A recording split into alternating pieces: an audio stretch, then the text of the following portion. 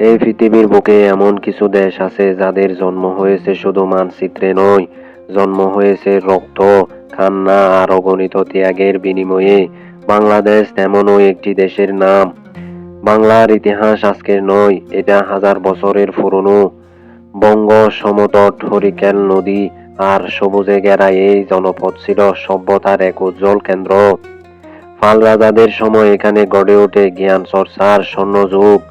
1300 শতকে ইসলামের আগমনে বাংলার সংস্কৃতি নতুন রূপ পায়। সুলতানি ও মুঘল আমলে বাংলা হয়ে ওঠে বিশ্বের অন্যতম ধনী অঞ্চল। বাংলার মসলিন ছিল রাজাদের পোশাক। ইউরোপের বাজারে বাংলার নাম মানেই সম্পদ, কিন্তু এই সমৃদ্ধি ডেকে আনে লোভী শাসকদের। এরপর 1757 সালের পলাশীর যুদ্ধ সংগঠিত হওয়ার মাধ্যমেই বাংলার স্বাধীনতার প্রথম পতন হয়। ব্রিটিশ শাসনে বাংলায় হারায় তার সম্পদ। 1770 সালের দুর্ভিক্ষে রাস্তায় রাস্তায় পড়ে থাকে লাশ। তবুও ব্রিটিশ শাসকদের চোখে কোনো জল ছিল না। শত নির্যাতনের মাঝেও বাঙালি জাতি ব্রিটিশ শাসকদের কাছে কখনো মাথা নত করেনি। 1947 সালে দেশ বিভক্ত হওয়ার পর বাংলা পেল নতুন নাম তথা পূর্ব পাকিস্তান, কিন্তু শোষণ রইল ঠিক আগের মতোই।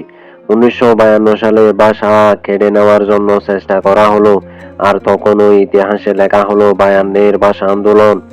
এই ভাষা আন্দোলনে সালাম, বরকত, রফিক, জাব্বার তাদের রক্তে রাঙ্গা রাজপথে জন্ম নিয়ে বাঙালির আত্মপরিচয়। এরপর একে একে আসে 6 দফা আন্দোলন, 69-এর গণঅভ্যুত্থান, আর সামনে দাঁড়িয়ে একজন মানুষ, বঙ্গবন্ধু শেখ মুজিবুর রহমান, যার কণ্ঠে কণ্ঠ মিলিয়ে একটি জাতি বলে ওঠে, আমরা মুক্তি চাই। এরপর দীর্ঘ 9 মাস যুদ্ধের পর 30 লক্ষ শহীদ ও 2 লক্ষ মা বোনের আত্মত্যাগের বিনিময়ে 1971 সালের 16 ডিসেম্বর বাংলাদেশ বিজয় লাভ করে।